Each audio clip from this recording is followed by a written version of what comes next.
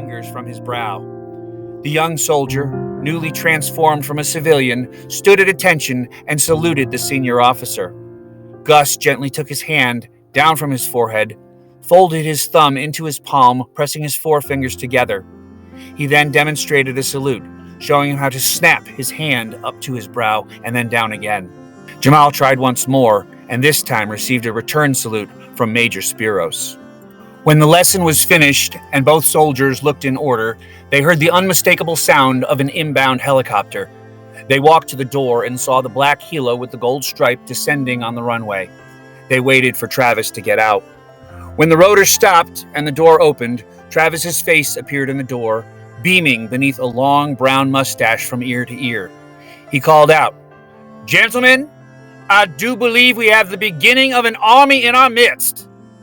Travis walked over and shook the hands of both men and said, "We saw the buses coming in. There are 6 of them, and I think you'll be pleased with the class of recruits, Major." Gus was surprised at first that the man, with the hobby of collecting government surplus, knew what the gold oak leaf meant on his cap without asking, but he said nothing. The 3 men walked over to the hangar and talked about the 30 tents and the new uniforms. When the conversation grew sparse, they heard the first rumbles of the bus convoy and saw the cloud of dust they created coming down the drive before they ever eyed the buses.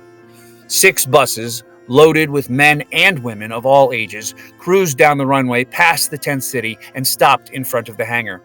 Mr. Roosevelt got off first and walked toward the 3 men, saying, "Carlo wanted to be here, but he was called away on business.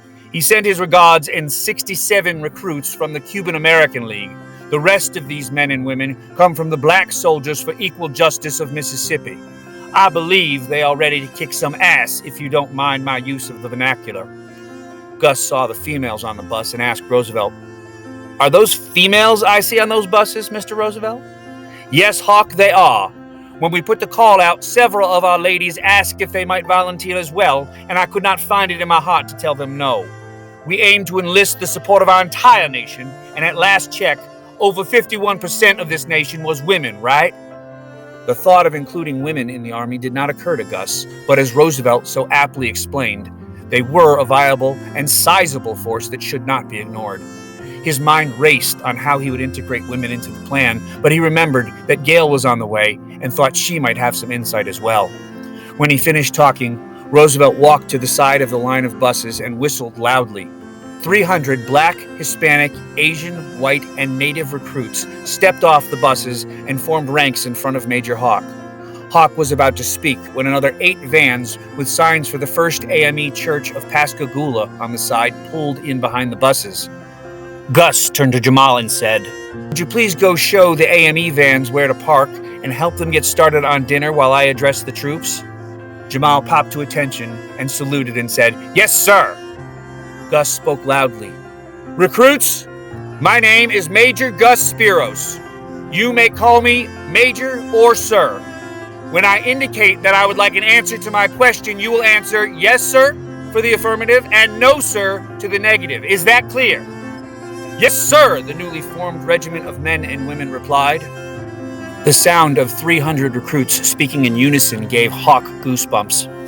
He explained to them that they would be taking part in a force to reclaim America, and that from now on they would be sworn to absolute secrecy about all matters that occurred while in the service upon pain of death.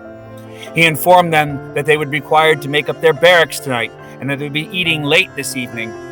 He said that they would be given full details after breakfast in the morning, and that for tonight they were to remain in ranks in which they were now formed, but would be assigned to platoons and companies when the full company of troops was present. He concluded by saying, "Ladies and gentlemen, welcome to the resistance. Dismissed." The recruits scattered and went to explore the base and the tent city. Gus turned and saw Travis watching him with a grin across his face. "Forgive me, sir, but I must ask,